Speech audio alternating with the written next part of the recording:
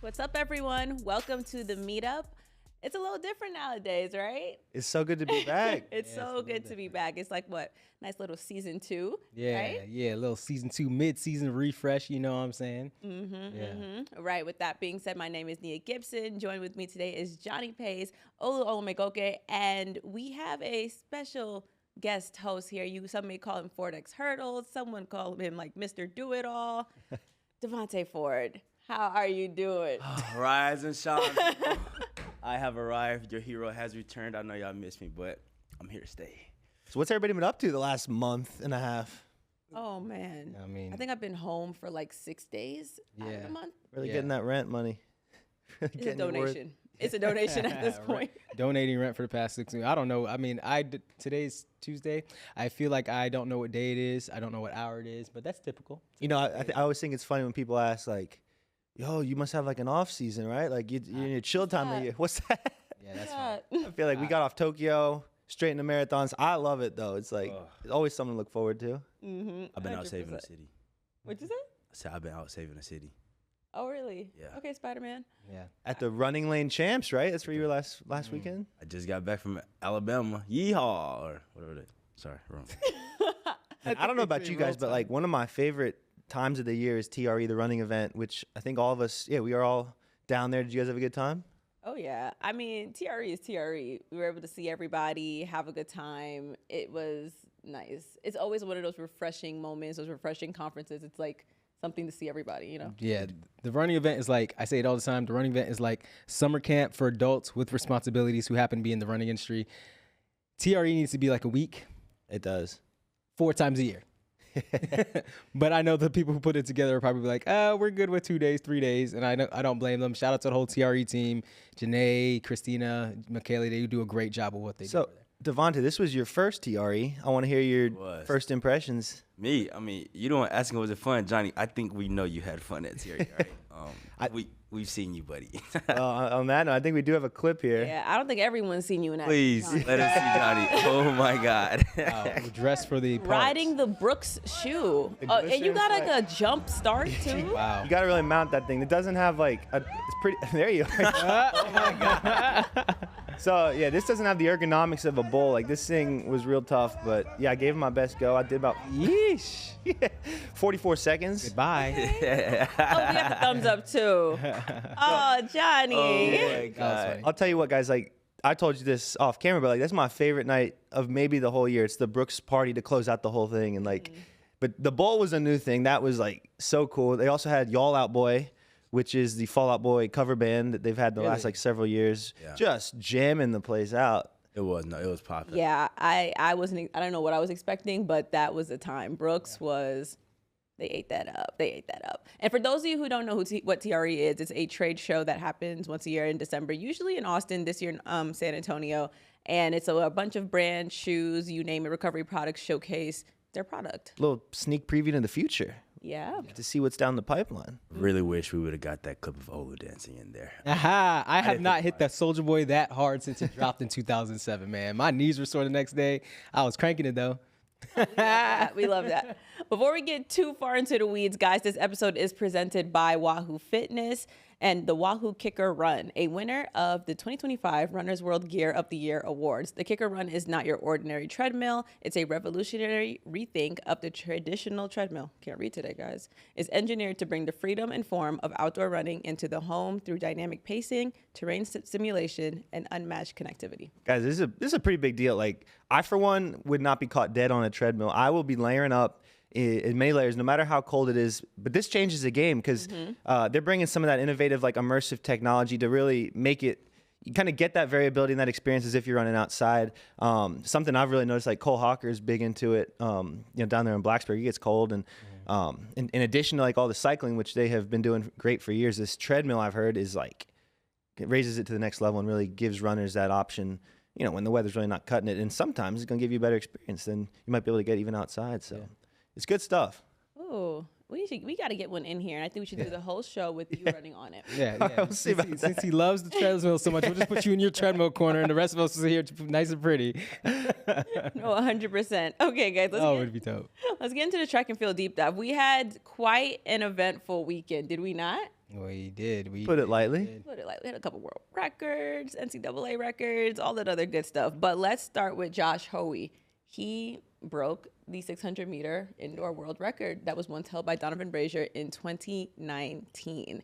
Light work. You were there. I was there. Tell us about it. Oh, it was electric. It was really nice. You know, his brother Jonah Hoey was pacing the race a little less than 90 minutes after he ran an 800 and won the 800. But he said he wasn't even nervous about that. That's brotherly love right there. I know. He was like, I want to be a part of this moment for you. I want to take you through that because I think you can do it. And that he did. And when I spoke to Josh Hoey after, he was like, he's still really torn up about USA's. Yeah. He said that something died inside of him when that is not funny. I got something to say. Oh no, I'm just listening, man. Yeah, he said that something died inside of him when he did not make Team USA.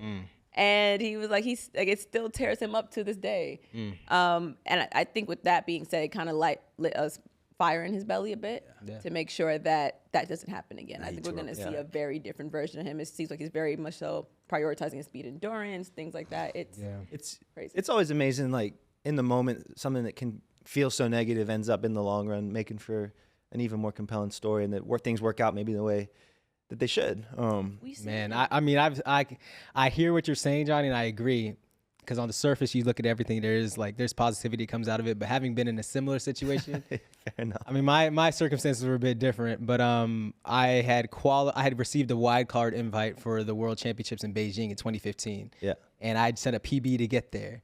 And I was like, yo, I'm packing my bags. And I mean, I'll spare the details because this has to come out of my memoir or some other type of situation. But like, my team did not take me to the game. And they said it was because we didn't have money. Y'all know Team Nigeria.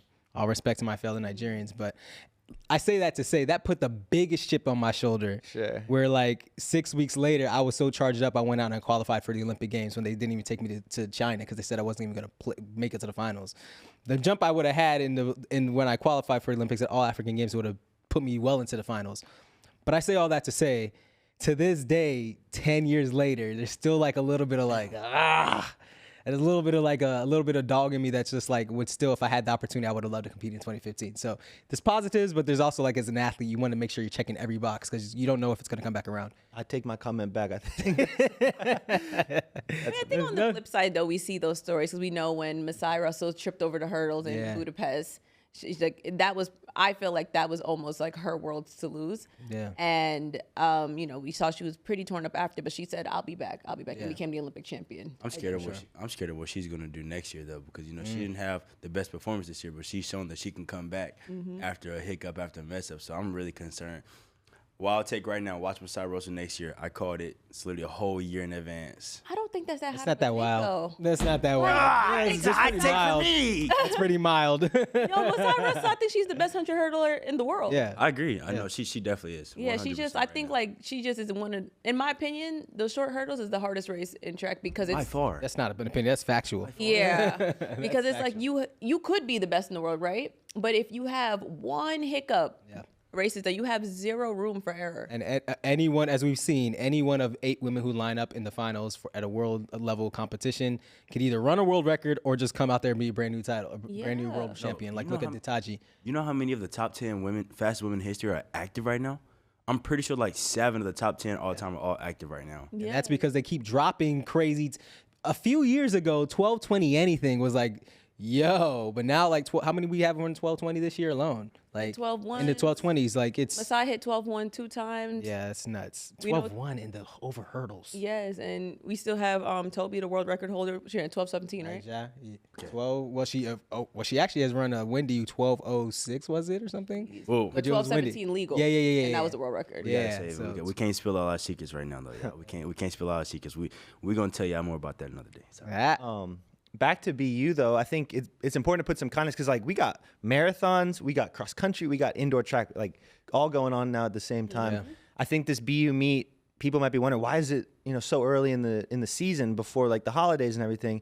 I think you saw a lot of distance runners coming off that NCAA fitness from just, like, 2 weeks ago, trying to capitalize. That's kind of part of the point of this early season meets to give people an opportunity to kind of ride that fitness wave. Speaking of people who still have like this cross country fitness, right? Yeah. Jane Hedengren In her first collegiate track event ever, she demolishes the 5,000 meter record.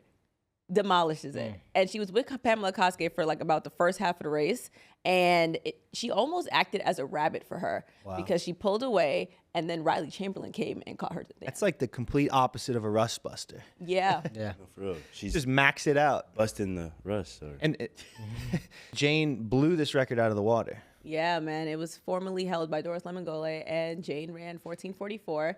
And who greeted her at the end was Diljit Taylor, arms open. And the thing is, she was with her for every single lap, all 25 of those laps. Wow. She was coaching Jane through it, and then incoming Riley. And it was Jane, and then Riley, then Jane, and then Riley. And they were both running like their own races. I think that's what made that moment so special. Yeah. She knew how Jane ran and coached according to that. And she also knows how Riley runs and coached according to that. And Riley was just picking people off one by one because she was kind of in the back of the middle pack for the first half of the race and then slowly coming. And then you can hear Coach Taylor, go get Pamela.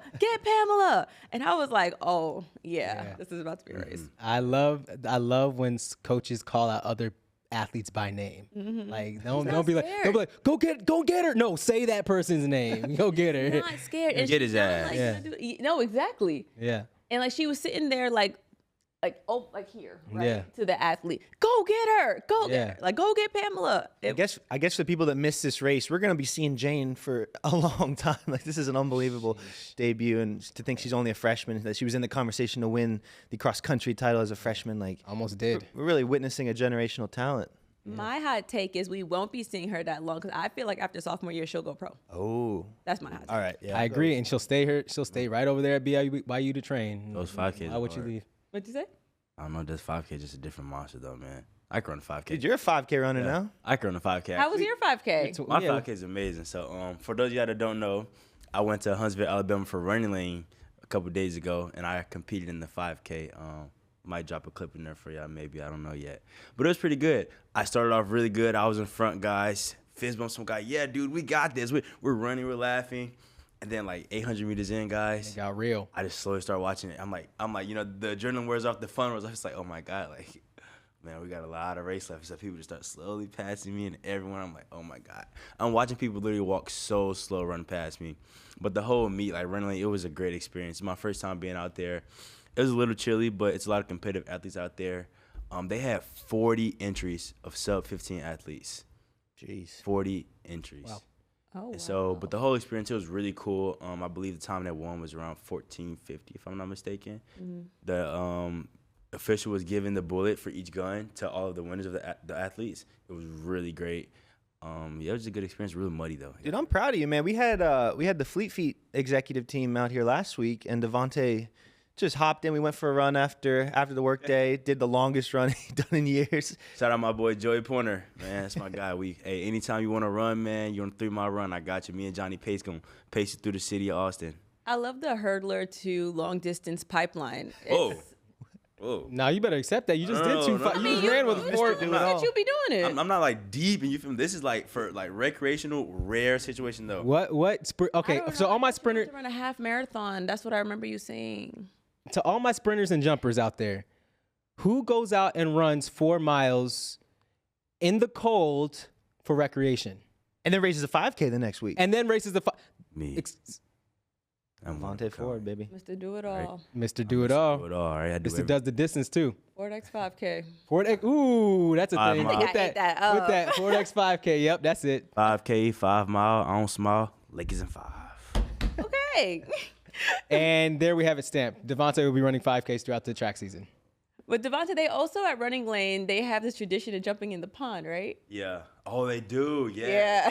Oh my goodness. He's a full-blown distance runner now, man. I don't know why they're not worried about the frostbite, man. But like, yeah, they jump in the pond. Actually, I have a video. Actually, we have a video. Let's look at that video. These kids are crazy, man. Oh boy. Frostbite is temporary. Memories are forever. Oh my gosh. Oh my God. No. And I know it was just brick out there. Absolutely. Cause yeah. Talk about an ice bath. Right. What was this like? Freeze? It must have been freezing out there. Oh, it was so cold. I have so many comments that I'm going to withhold. And The water looks real clean. Yo. like, this is crazy. You know, guys, frostbite is not temporary. Yeah, you know, okay, frostbite temporary. Yeah, losing your limbs ain't temporary. You freeze off a toe, that ain't Those are temporary. permanent consequences. Yeah, like y'all crazy.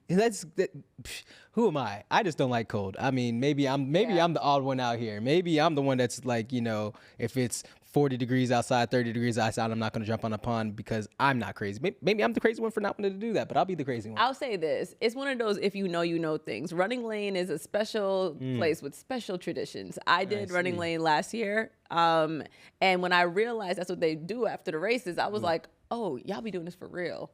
Okay. That's crazy. What did you think when jump in the pond? No, you know I didn't jump. Okay, I just wanted to hear from your own voice. I'm just saying. No, you guys know when the breeze is a little too much for me, I'm the first one to complain. Fair enough. Johnny, you know Yeah, you that. stay cold. I stay cold. But how was it seeing that? I just thought they were crazy. They tried to convince me to do it as well. Why didn't you? I felt like you thought about it. You definitely thought about it. I thought, I'm not gonna lie, for a split second I considered it, but it was crazy. I couldn't do it. Actually, I had a bet with one of the kids. It was NXN. If Caden Leonard won NXN, I would jump into the pool. I mean the lake. Oh, lucky you. Yeah, I got really lucky. I got very lucky because it was looking like he was gonna win for a period of time. I got scared. Not gonna lie. I was like, speaking of NXN, did anybody? How was that for you guys? Oh, well, I wasn't there, but I can share with you the winners. Yes, please. We love to hear the winners. So NXN was really cool, right? They combined this with the USATF championship. So not only was NXN going on, but then the pros were competing for a spot on the world team. So it was a pretty cool weekend. I would have loved to be there. I know. I think Oregon, although like I be clowning Oregon sometimes, but I think when it comes to running, it's so much like a special place and stuff like that. But Natasha Dudek ended up winning for the Ann Arbor Pioneers, running 16:50.10 in the 5K. And lucky for Devonte, Jackson Spencer won from Harriman, clocking 15:01. Still love you, Caden. In the 5K. All right. I mean, I love the pink. That's cool. No, it was a very pretty course they had. I'm not gonna lie, like it was very nice. Talking like a real Apparently, it's always muddy out there too. So that's like real cross country. Yeah. Oh, yeah. But someone told me it wasn't as muddy this time. Well, that's good. I'm surprised given how many people were out there running on it. And then I have the list here of who made Team USA. Oh, please. All right, I'll read this out here. So Parker Wolf took the win overall, followed by Rocky Hansen, Wesley Kiptoo, Ahmed Mohammed, Nico Young, and Graham Blanks. Okay. That's a solid Team USA. What do you think we can do at Worlds? Some damage on home soil. Period. Home game. On the women's side, Wayne Kaladi. I've been watching Wayne run since we were sophomores in high school, so I love seeing her win. Wayne Kaladi came out on top. Katie Izzo got second, followed by Edna Kurgat, Carissa Schweitzer, friend of the program, Emily Venters, and Grace Hartman rounded out Team USA. So we had Carissa join us at NCAA Cross, and she was telling us that she was going to take a swing at this. So I'm happy it panned out for her. That aged so well. Aged perfectly. Then this was pretty crazy. They did 2Ks. That's just a little over a mile. I could do. That's some sprint cross. I heard something else calling my name. What? Mr. I can do that. Activate it. Yeah, I'll race. I'll race a little 2K because I mean I have some cross country. Well, let me not speak too soon. I'm not going to put myself in the boat that this guy's. Hold on, wait. We were talking about the hurdler, the distance pipeline, the jumper, the distance pipeline. Man, Coach Dave Davis back at Mountain View High School had me running cross country back in 2006, 2007, 2008. I've run a couple 5Ks, but really I should say I've jogged a couple 2.5Ks and run 500 meters. So for 5K. 2,500 meters is just the warm-up, so I can outkick everybody else at the end of the race. It's okay. Johnny will train you. Yeah, here's a play. Oh, wait. Here's the play. Here's my dream. FloTrack in the corporate DMR at Penn Relays. Huh. Let's do it. Let's do it. 12, 4, 8, 16. I could do a quick. I'll do a Does it have 4. do you have to be like a full-time employee? I think we could. I think we They don't know what we are though. They don't know. there. They don't know. Yeah, Let's do it. Let's hope. Hey, to any other media company at that media relay, you're going down, all right? Forward X, I have do faith. it all. You know, all I of think it. we could actually do it because when I was just from what I saw last year, people were flattened out, throwing up, coughing or whatever, clearly out of shape. We remember let's just train. Not here at FloTrack. Let's just train for We it. know I'm in shape. We does the work. And then, so just rounding this out on the 2K, we had Gracie Morris and Sage Herta-Klecker on the women's side make that Team USA spot, and Ethan Strand and Wes Porter, my boy from UVA. All right. So they're going to be doing a relay, a mixed relay at Worlds. Oh, wait, really? Yeah. Oh, I remember. I forgot about that. Mm-hmm. It's That's gonna be gonna be cool. So cool. Something about seeing cross country and a baton really is intriguing me right now. Okay. Yeah. Also, shout out to the ACC running up that top too. Oh, yeah, that's right. Johnny, did you ever go to Brentsville District relays like in high school? Or was that? No, like, I don't think. over- I was doing Northern Virginia meets, man. Yeah. Whoa. Wow. That hurts. It was in Northern Virginia. It was like kind of like Brentsville? Brentsville was That like. sounds like this. It was Johnny it's suburbs for said sure. He that is said me. I am Fairfax and above, not below. I said I didn't do those races. Excuse me, Brentsville. I was No, in but guys- Northern Virginia. Enlighten me, though. Yeah, so Brentsville District was actually it was a cross country relay race. So every athlete ran 1.5 miles, and then they have the open race where everybody just runs 1.5 miles, just like open. But like the varsity athletes would run a 1.5 mile race holding a baton, and it was always at night. It was always fun. So yeah, cross country relays could be really dope. Okay. I'm excited about it. All right, we'll make sure to see that. And we talk about seeing things. Quick mention, guys. We are going to San Diego this weekend. yeah. Not Olu. Yeah. But Happy holidays. Who wants to go to the forest? the rest of us will be there. Send you a postcard. Send me a sunny post San from Diego. Pacific Beach. Sunny San Diego, because y'all got Brooks. All right, so okay, we'll talk about what I'm doing later. But like, Brooks, what are you guys most looking forward to there? What performances are you watching out for? What athletes are you looking out for? Talk to me. Let's see. I mean, I'm just so stoked to see this whole thing come together. I think seeing this historic meet that's been going on 50 years, I'm just excited to see the new twists. And there's a lot of people pouring a lot of love into it to really elevate it and also, pay homage to all the history. So I think it's really cool how they really leaned into the golden ticket aspect. We're going to get heavy hitters, because of course NXN and the team element historically would pull certain athletes away. And I think it's just going to be cool to see top talents like, Addie Ritzenheim, for example, being able to come up and line up and really get a true national championship. We're going to see who is the best individual in the country. So that's going to be really fun.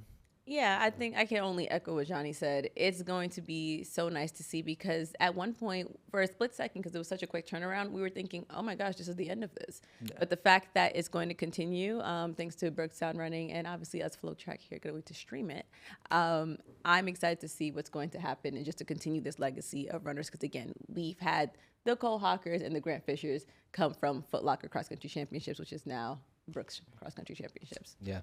Man. As long as somebody from the Midwest win, I don't care who wins. I don't know. I'm jacking the Northeast. Midwest does it all. Built for champions. I'm Team Northeast over here. What about you? I got to root for the East Coast always. Talk about it, Team South. East Coast, Beast Coast. I still know my favorite race. I remember in high school watching Drew Hunter take that title. So, I'm always repping for the East. Yeah, man. East Coast. I think I was in elementary school doing that. This guy's a whole infant over here. Don't mind him. See, he was in elementary I'm school. in my 20s. Anyway, let's talk about what is hot. Yo, Melissa Jefferson Wooden gets USATF Athlete of the Year. That's called putting some respect on it. Melissa Jefferson Wooden came out to Grand Slam Philly, had a breakout meet. She ran the 2, ran 21.9, was like, wait a second. I understand it now. And fast forward to Tokyo World Championship. She won the 100, still undefeated in the 100 all year, and won the 2, something no American woman has ever done before. She swept both the 1 and the 2 gold medals at the World Championships. Look, Melissa 4x1. and can't forget that. And let's not even, we're going to put a little bit of anecdotes on there. Like Star Athletics had like 7 of the 8 medalists in the 4x1. That was their athletes. So let's just say what we already know. Melissa Jefferson Wooden is the People's Athlete of the Year, even if World Athletics didn't put it up there. Yeah, I mean, I don't think there was any argument to that. Maybe for like Beatrice, maybe for Faith, with them both having world records this year. But yeah, Melissa, the slowest time she ran into 1 this year was 11:1. Come on now. And that was when it was super early in the season. I'm pretty sure it was Grand Slam Kingston. Yeah. And she's been doing crazy things since. And when I spoke to her after her 200, she said, okay, the number I had in my head that I know I can do was 21.5. And while she didn't hit that, this next season coming up, y'all. Yeah. Yeah, she understands it now. You know what happened? That's when the athletes get dangerous, when they start to figure it out. It was really cool watching her progression all throughout the year. Just every race, there was a little bit more confidence. And one thing I mentioned in another episode that we did a few months back was that, there's a video, every time you saw her race, Melissa's not the type to look left or right. She's just dead set on the finish line, comes across, executing every time, and is always shocked by what she did. This is, of course, not to take away from Sidney McLaughlin-Levrone or even Femke Bol, because these are two also generational talents. I mean, you can't say you set a world record, you're literally the best to ever do it. And I think that's important. But I think in a year where even though Melissa didn't set a world record, she repeatedly showed that she was categorically the best. Yeah, and arguably, I think the most competitive event in track and field right now. Yeah. And if you don't mind, I'd like to shout out the rest of the recipients. We had Rai Benjamin get the Male Athlete of the Year, and then Coach Dennis Mitchell of Star Athletics, like you mentioned. That was like a big duh. Yeah. Of course, Coach Mitchell got that. Yeah. Well, we can't say, of course, knowing how things work around this place anymore. You know what I'm saying? Go ahead, Johnny. And then our boy Cooper Luckenhouse from Texas got the Youth Athlete of the Year. That was Rightfully so. No, yeah, that was a duh. Maybe maybe one of my favorite stories of the year. No, for real. Seeing him come across that line, he looked like he was shocked as hell at USA's. That was great. He was like, I didn't even know I was going to make finals. Right. You made Team USA. Yeah. And then Para Athletes of the Year were Annie Carey and Jaden Blackwell. So Yeah, congratulations. Jaden Blackwell's been doing it for years too. So, I love that. love that. Yep. But shout out USATF, shout out MJW. Love that. But, we mentioned World Athletics. Let's also talk about some stuff that's been happening that we have right here on the screen. World Athletics will be limiting relay substitutions to a maximum of 2 athletes between rounds and finals for the single gender 4x1 and 4x4 events. Guys, when I read this, I had 2 thoughts, but I had 3 thoughts. The first one was this has to be a direct shot at Team USA. Level the playing field. Yeah. The second thought is this could now make these relays very interesting because now it is, to your point, a more level playing field. But then my third thought was like, I don't know. Team USA has always had depth. Yeah. Why is that an issue? I think everyone else should maybe step their cookies up or something. But I mean, that's neither here nor there. I think as a fan, we're going to be able to see some exciting races. So selfishly for us, it's going to be exciting worlds, exciting Olympics, whatever it may have you. But I don't know. I kind of feel like that's a little crazy. Man, I personally, I haven't had enough time to rest and digest on this. So my first thought to your point, the first gut reaction, knee-jerk reaction, good. Yeah, I'm gonna give it the spicy take because I like to see it become more competitive. I know the U.S. has depth, and this is no. I mean, obviously, I think if you have depth, I guess I'm formulating my second thought as we speak right now. Stream of consciousness. If you have depth, you should be able to play to it. But at the same time, even before this was even a conversation today, years in the past, I've always thought it's kind of weird that someone ran the prelims and then they have a new lineup for. It's just weird. Yeah. It always gave weird. Fair. And I just feel like that doesn't make sense. If you have someone running the 100-meter dash, that person can't skip the prelims, the heats, and then go to semis and just run in the finals. And yes, this is a relay. Yes, it's a team event. But I feel like when you could swap up the entire lineup, I feel like it's tacky. I've always felt that way. So that's my first thought. And I feel like the second thought maybe if it's a shot at Team USA, perhaps, what's the other team that might have a close to level of depth in these events? Nobody. Maybe Jamaica. I mean, but that's it. So again, you could look at it as just being, it is kind of a shot at Team USA, but even take Team USA out of it, I feel like it's something that might just need to be in place. You know what I think that rule came from too, funny enough, and I think this is probably the last thing we say about it. Whenever that mishap happened and they had to run the exact same team in the rerun, and they seen all those athletes didn't perform as well. You know what I mean? It was very close, but you realize oh wow, running the exact same team twice in a row, it takes a toll on their bodies. There's a vast difference between having a whole new team in the prelims versus the finals. And so it's oh wow, they you know what? Actually, they do need to be nerfed. They've been getting away with this for so much time. That's why they've been so dominant. They have a full new fresh team. Every other country has literally tired athletes who've run 2 races already, 3 races already, and then the USA is all all right, guys, I haven't ran since 5 days ago. I'm ready to go now, And it is very unfair because a lot of countries are smaller. USA is very big, a lot of depth, and so I think it's very fair, honestly. Yeah. Any takes on that, Johnny? No, I mean, I liked what you said. Like, these completely fresh new faces, and it's not like a complete 180. Like, we're still gonna have a little bit of subbing in and out. So I think it's positive. I think it's positive for sure. Yep. I've just never had an issue with dynasties. I think that's my thing. I don't really get dynasty fatigue. And I mean, I feel that. Now, come on. Is it not amazing having Team USA at all these championships just sweeping up these relays? Of course. I think that's super dope. And I love to watch it, but we're not talking about, here's how we have to go back to the overarching, like, actual structure of track and field in the world. These are professional athletes running these relays, but sometimes they're not professional athletes. They're also collegiate athletes. So you cannot look at this like Team USA and the same way we look at like the LA Lakers, because this is like, we're talking about a country of 300 million people, however the numbers are, and they're going to be running against a country of like, that's a small island of a couple million people. So the depth is just not there. Now, if we were talking about one individual league, like where perhaps you could take the best athletes from Great Britain, and you can take the best athletes from the USA, stay with me, and you can take the best athletes from another country, and that's within a league in and of itself. Okay, that's a different story. But we're talking about countries. Some people have been switching allegiances lately, of course, but there's also a process behind that. You're born where you're born, and I think that just because you have the USA where it has, all these athletes come from around the world to come train here, but they still got to go back home and put on their own flag to compete. So I don't necessarily think that the dynasty thing is it's not, we're still not playing on the same playing field if we're talking about dynasty. I think because the U.S. has just a level of numbers. Like, it's just about numbers game at the end of the day. They have so many numbers to go through, and as a country, so then obviously the talent on the track is going to be a lot higher, whereas another country that might be smaller doesn't have the numbers to even play through. So I don't know. I feel like it might be a step in the right direction, but at the same time, with how track and field rules go, what is a step in the right direction?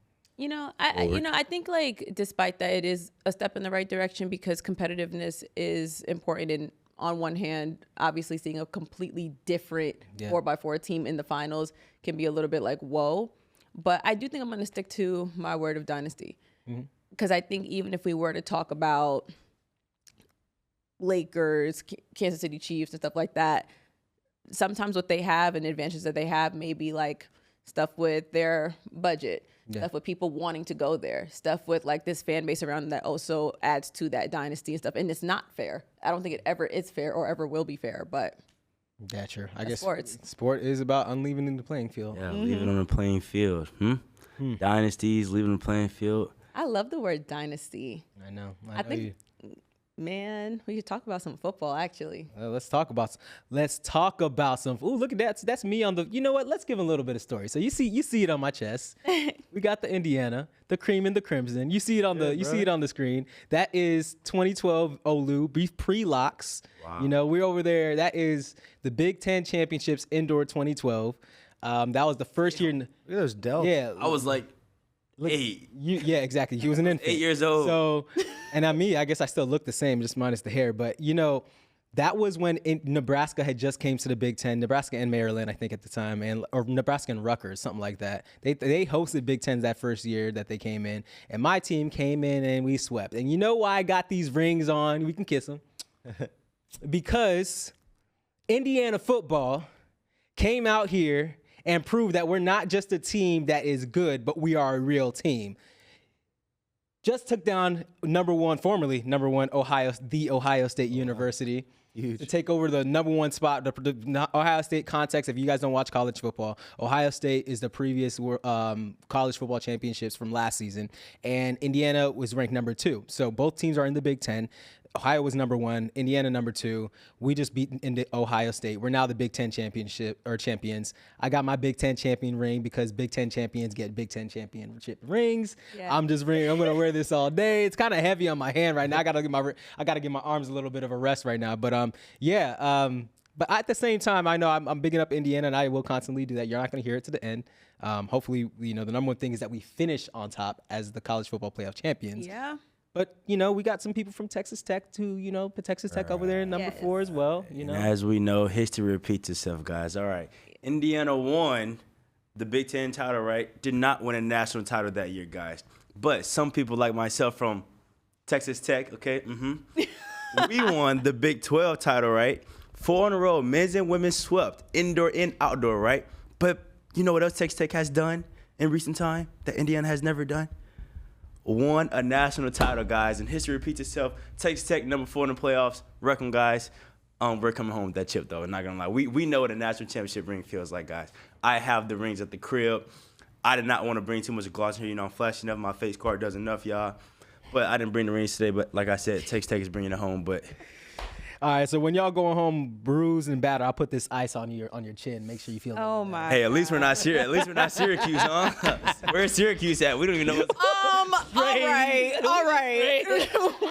I ain't say nothing bad about Texas Tech. I ain't say nothing bad about Indiana. Leave my orange man alone. Just signed 2C. Anyway. They're not the only ones repping. Our very lovely producer, Greg, also did go to Texas Tech. So. Oh, yeah, Greg.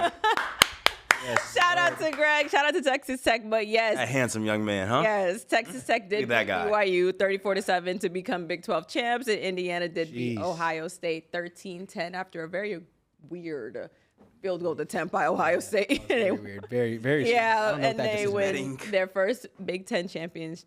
Can't say the same for UVA. 1967. Yeah. UVA let that one slip at ACCs. It's okay. We have Miami repping ACC for us. We don't have to talk you know. about that. It's okay. We'll let it slide. But yeah, it's good. It's good to be on the winning side. Look, I come from a very different era of Indiana football where we were trash. Like I think with my freshman year, we might have been like 2 or 3 and 10 or Look at something. y'all. Again, Look at first this. Big 10 championship since 1967. Yeah, you know it's coming full circle. That was our first championship, too. Yeah, man, come on now. Look at him going at me, but you don't got your facts straight. Oh my gosh. On that note, it's been nice chatting with you guys. It's so nice to be back. Yeah. The meetup will be here every single Tuesday, and we will see y'all next week. Bye, everyone.